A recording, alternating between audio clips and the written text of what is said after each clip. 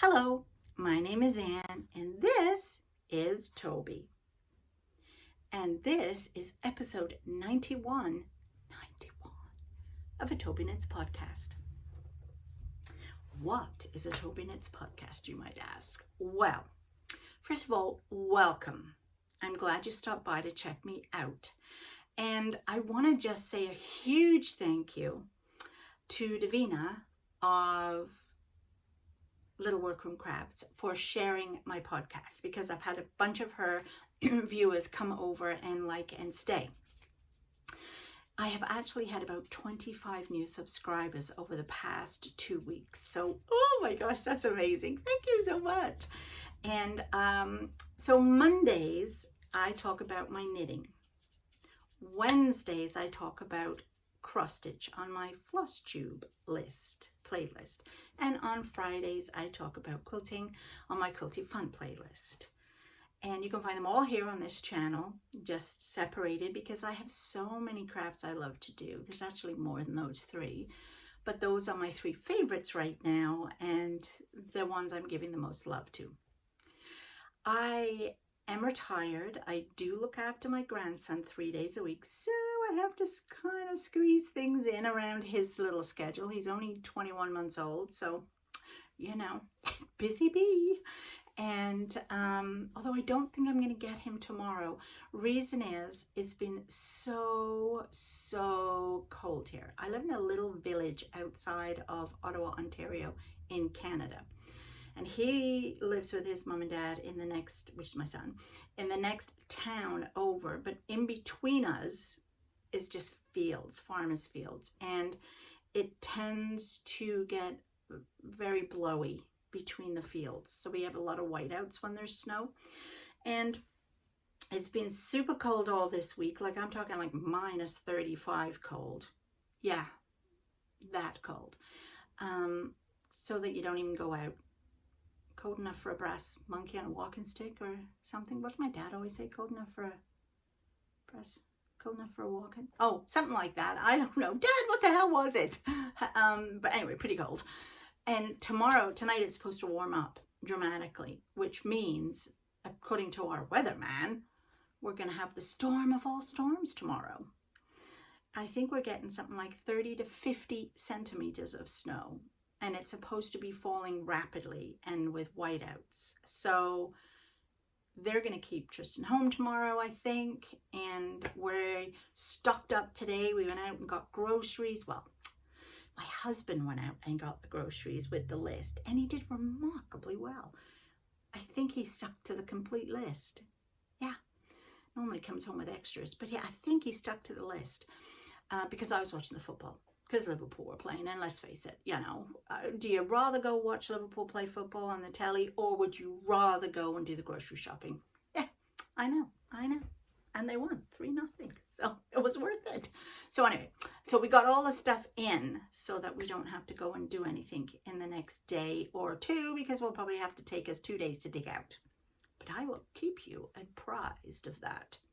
So let's get on with the knitting, shall we? I've waffled on enough. Thomasina.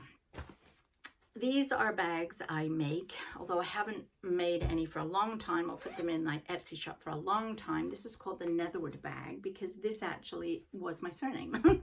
So, and I am working on the Thomasina socks, which are from Kay Jones of the Bakery Bears. This is one of them completed, and these are for my husband with the big foot. They were supposed to be a Christmas present, but let's just say they didn't make it that far. So that one's done. The yarn is super yummy. It's a hand-dyed yarn I got when I was in Nova Scotia. And here is number 2. And I had hoped to get the rest of the foot, the leg, and the heel turn and the heel flap and turn done. And I have managed that this week. So I'm very happy with that. So I'm hoping that I can cast on and do the gusset this week and start a bit of the foot. The way I do my crafting, because I do so much and so different, is Tuesday, Thursday, and Saturday I knit in the evening. It's all about the evening. I knit in the evenings. So I've been working on this on Tuesday nights and Thursday nights. So that's why I'm saying I'm hoping to get the gusset done Tuesday night and start on the foot Thursday night.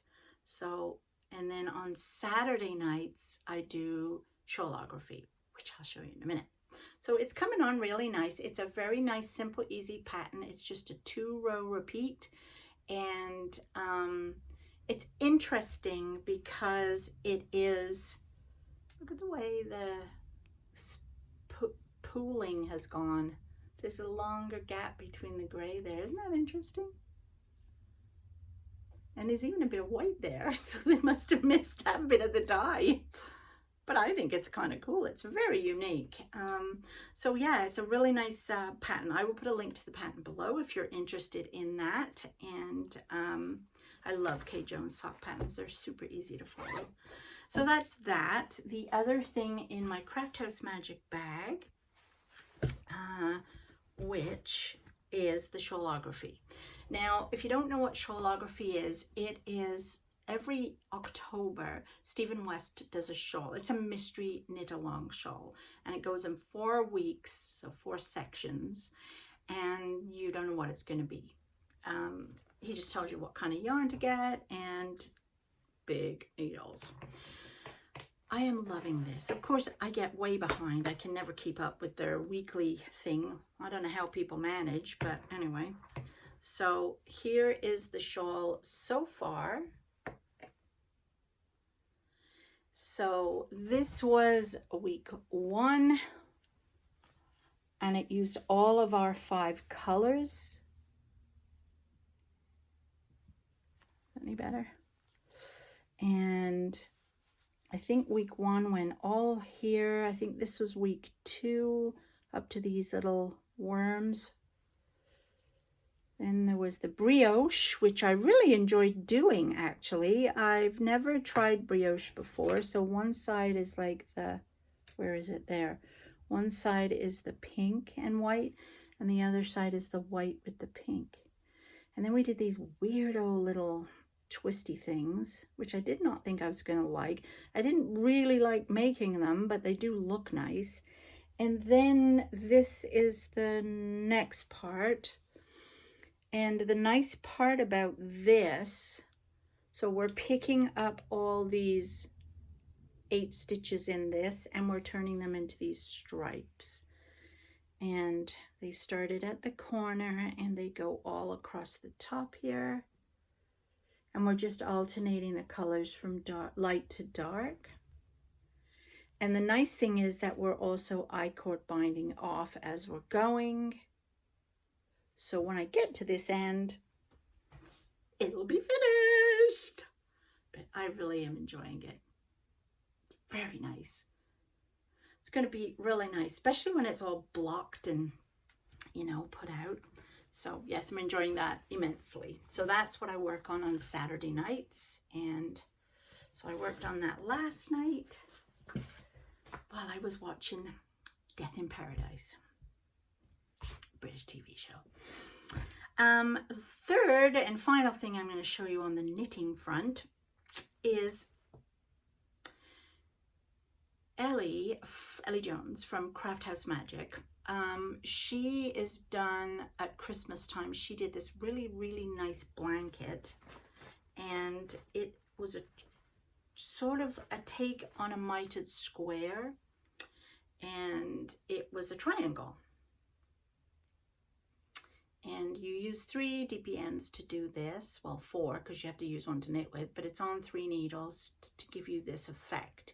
And then the next time you'll pick up on the side and cast on to make the next triangle and just go around in a big thing.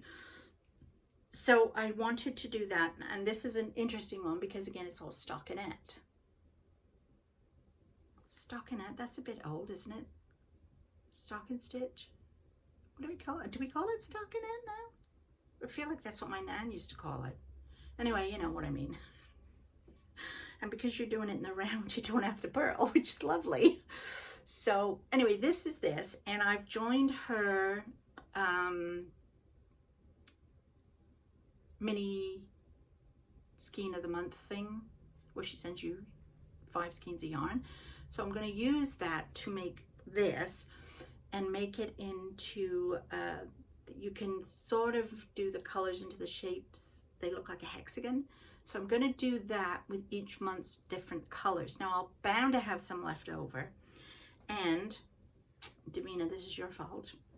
I thought I'd try mitered squares again. I tried them ages ago and didn't really kind of get on with them, but I've actually decided I like them better now.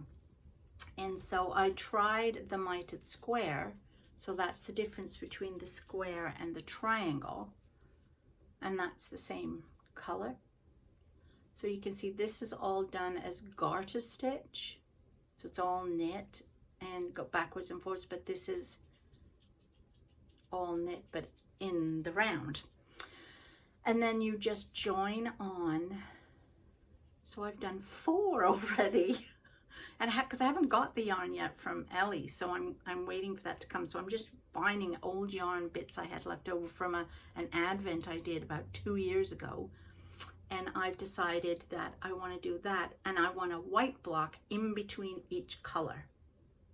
So I think that that will look super cool. And this is the back, which I always thought looked better than the front, but I have a new system to do it now, which is better in that, so you go along to the center point of your stitches. So I cast on 49 stitches, so 23 here, 3 is the middle bit, and 23 up this side. And then you come along, and when you get to this point here, you do a slip 1, knit 2 together, then you pass a slip stitch over, and then you knit. So then on the way back, on the wrong side, if there's which there is a wrong side, you can tell that's the wrong side because when you're joining. So when you're coming back, I knit to that middle stitch and then I purl it. Then I knit to the end. And it's really making it a nice, it pops out. I don't know if it's easier to see it on this. It sort of pops out the line. Anyway, I'm enjoying doing these. So thanks, Davina, for getting me on the mitered square thing. So that's my knitting for this week. I hope you've enjoyed today's video. If you are just interested in knitting, come back next Monday for another edition. And if you like cross stitch, see you Wednesday. See you Wednesday. And if you like quilting, yes, I'm trying to think of my words today, I'll see you Friday. Okay, bye.